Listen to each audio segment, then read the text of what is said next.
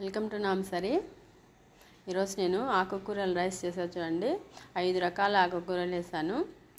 అందులో పాలకూర ఒక కట్ట, అలాగే మెంతికూర ఒక కట్ట, కరివేపాకు, పుదీనా, కొత్తిమీర, ఇలాగ 5 రకాలు తీసుకున్నా. వీటిని అంతా బాగా క్లీన్ చేసుకున్న తర్వాత మొత్తం అన్నీ వేసేసుకొని మనం మిక్సీ పట్టేసుకోవాలి.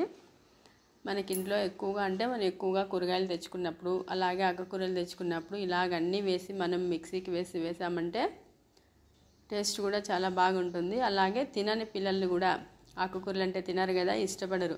అలాంటి పిల్లలు కూడా ఈజీగా తినేస్తారు ఇలాగా టేస్టీగా మనం రైస్ చేసి పెట్టినామంటే. ఇందులో కొద్దిగా పసుపు వేసాను, ఎందుకంటే కలర్ చేంజ్ కాకుండా ఉండడం కోసము. అలాగే కొద్దిగా నెయ్యి వేసుకుంటాను, కొద్దిగా ఆయిల్ వేసుకుంటాను. మనం కావాలనుకుంటే పూర్తిగా నెయ్యితోనే చేసుకోవచ్చు. ఫ్లేవర్ అయితే చాలా బాగుంటుంది.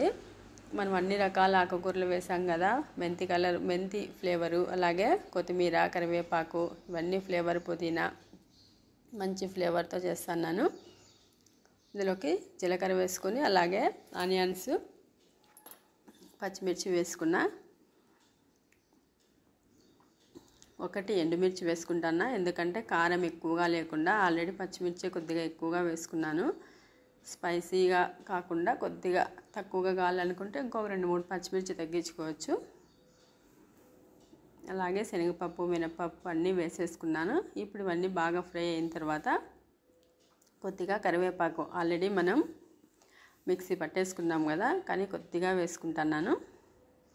వేసేసుకొని ఇప్పుడు మనం ముందుగా రెడీ చేసుకున్నటువంటి ఆకుకూరలు పేస్ట్ మొత్తం అంతా వేసేసుకోవడమే.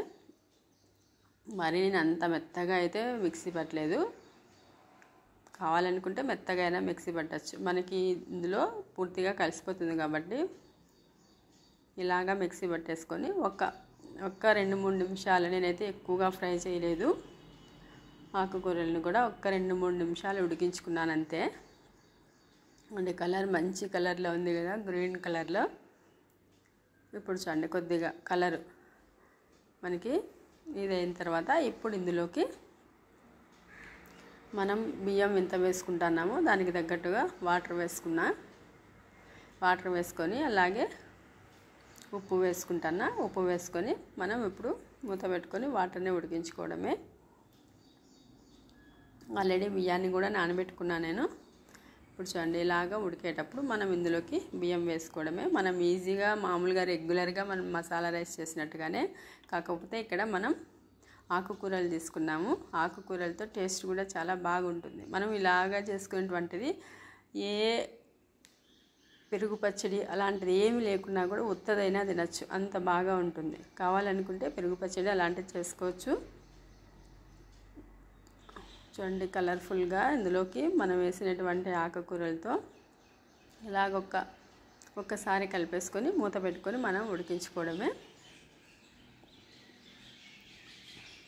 మధ్య మధ్యలో మూత తీస్తూ ఒక్కసారి ఇలాగ కలుపుకుంటా అంటే మనం మామూలుగా మన ఇంట్లో అన్నం చేసేటువంటి రైసే అన్నం కాబట్టి మనం కలిపినా ఇక్కడేమి విరిగిపోదు అన్నమేమి.